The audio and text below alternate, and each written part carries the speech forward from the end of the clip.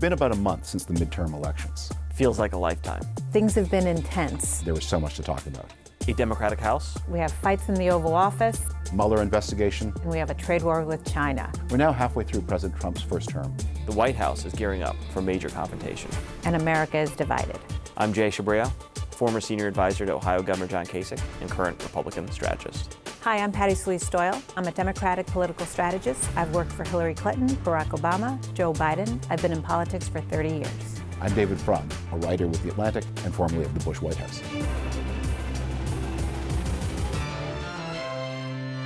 So the last time we saw you three was the night of the midterm elections. I know it feels like 2 years ago, but it actually wasn't that long ago.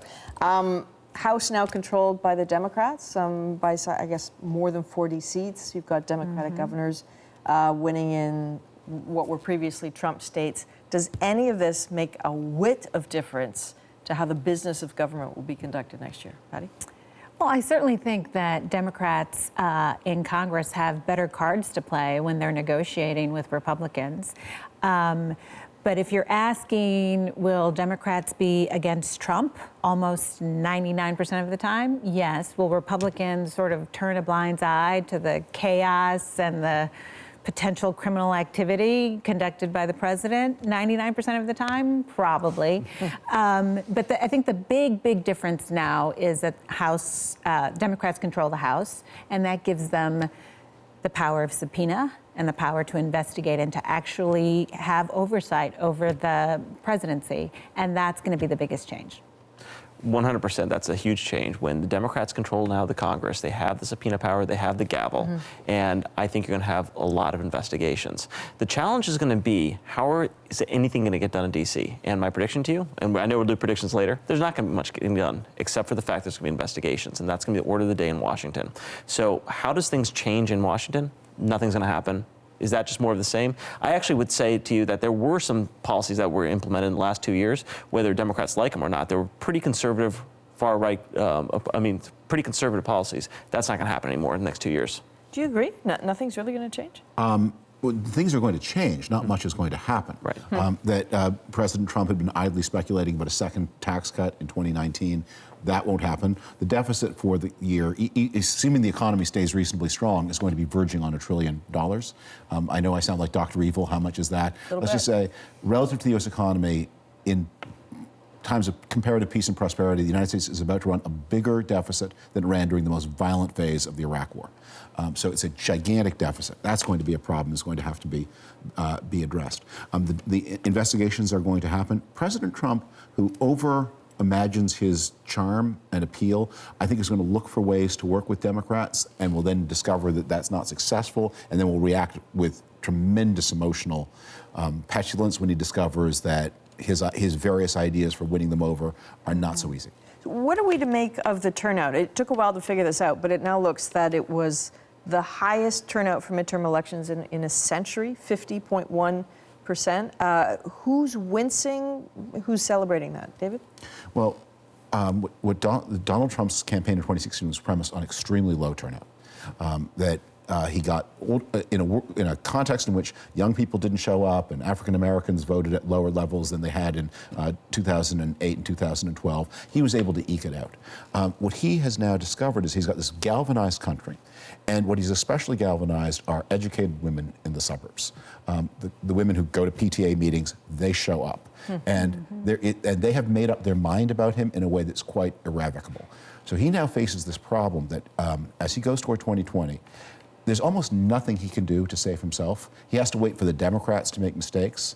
And this is a very desperate situation, because if he loses office in 2020 and is a private citizen in 2021, he's suddenly exposed to indictment. The prevailing theory is a serving president cannot be indicted, but an ex-president can be. So for him, all the marbles are on the table. In the election of 2020, it's going to be a pretty nasty buildup. But does that turnout piece of the puzzle actually worry Republicans? I mean, in your view? You know, I think this election was very mixed, and I know there's this theme out there that Democrats won everything.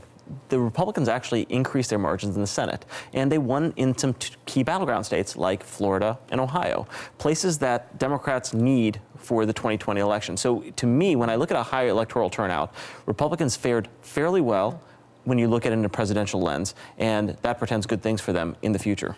Just one footnote to that. In absolute votes cast, in 2010, huge Republican year. Republicans got about 45 million votes. 2018, terrible Republican year. They got 49 million votes. They got 4 million more. So you have mutual mobilization.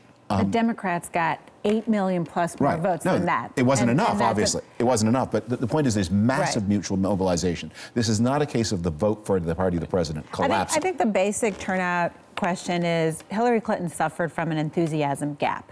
And what we saw in 2016 and what we saw in 2018 is that enthusiasm for Democrats came back in a very, very big way. So I think you can argue high turnout is good for both parties, but I think significantly for Democrats in 2018, we sort of got our mojo back. So when there's a long time in politics between now and 2020. So as the Democrat at the table, what do you think your party has to be careful of in the next 2 years? Careful not to do? I think, overreaching, basically. We now control the power of the subpoena and the power of investigations. There are already several investigations happening right now. It's not just Mueller. We've got, the Southern District of New York. We've got the new Attorney General in New York saying that she is going to investigate his taxes and his businesses. And people tend to conflate them all. So for the Congress, and they will have some investigations, but for that to be their sole focus, I think is a big mistake. They need to focus on legislating, on actually doing the work of the people. Otherwise, I think voters in general will be like, throw their hands up in the air. So overreaching, that's one caution. What's yours? Well, I think overreaching is absolutely something there, but going along with that, too, is not finding a message that appeals to the disenfranchised voters around the country. That was the biggest problem they've had in 2016, and if they can't do that in 2020, Donald Trump's going to be reelected. I think the mistake is Democrats like governing. They want to govern. They want to do things. They only control one house of Congress, and you can't do things from that basis. So the Republicans would, in a situation like this, think more politically, preparing the chessboard for the battle of 2020. Democrats may be tempted to try to pick up little wins along the way for which they may pay too high a price in concessions to the president, including in impunity from his wrongdoing. So don't try to do too much. Don't try to do too much. Okay, so there's a big story that is consuming Canada at the moment, and it's about our relationship with the United States and China. This is the arrest of the CFO of Huawei. Jay, it feels to Canadians that they're being played here and that they're stuck between the United States and China and there's nothing they can do. What is the American play here? What are the Americans? So this should become as no surprise, this battle against China. This has been going on since Donald Trump announced his presidency. He actually talked about China more than any other subject in his announcement for presidency.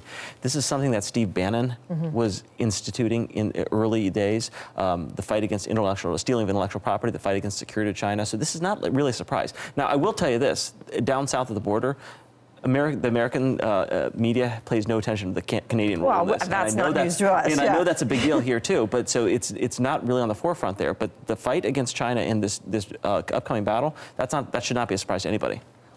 What can Canada do here?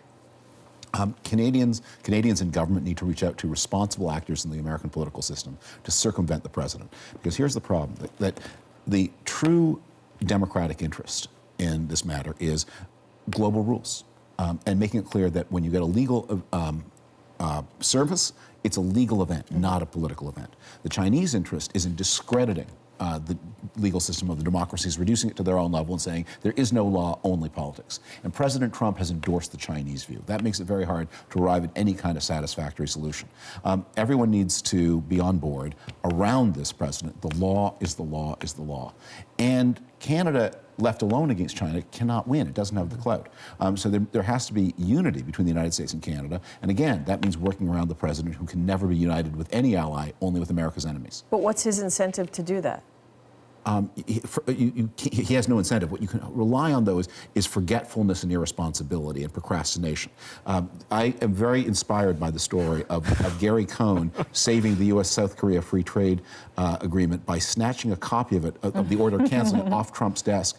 The parents will remember the concept of object permanency. That is, there's a point in a toddler's life where you teach it peekaboo, but mommy's still there. Trump never quite mastered that when you put peekaboo over his eyes, he thinks mommy doesn't exist anymore. And if you can take the paper off his desk, he actually forgets it ever was there in the first place. But you know, some people are going to hear you and say, there you guys go again, sort of infantilizing the president. His staff infantilizes him. It was his staff. It was his chief economic advisor who believed if I take the paper off the president's desk, the president will forget it's there. Not me. This chief economic advisor believed that. Okay, another big subject here: the Mueller investigation. Look, as an outsider who lives in another country, it's really hard to stay up to speed on this. I don't know.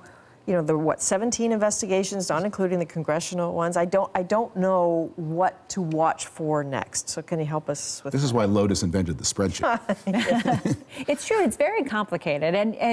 But here's what I think at least American voters understand. They understand that people are going to jail.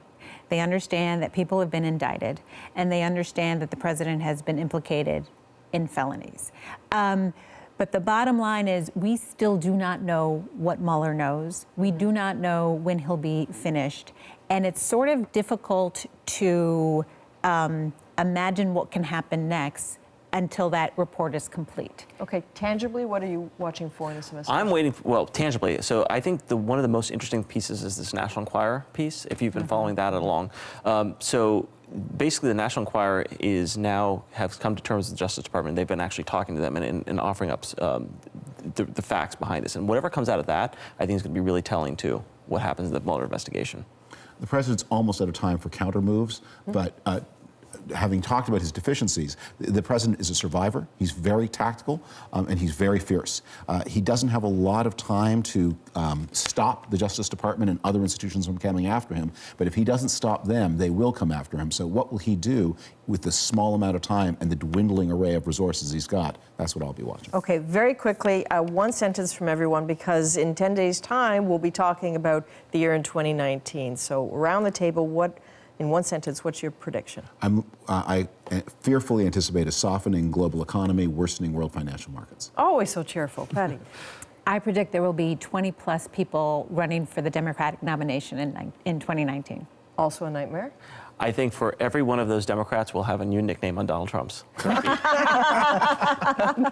Thanks very much, everybody. We'll see you in 10 days' time.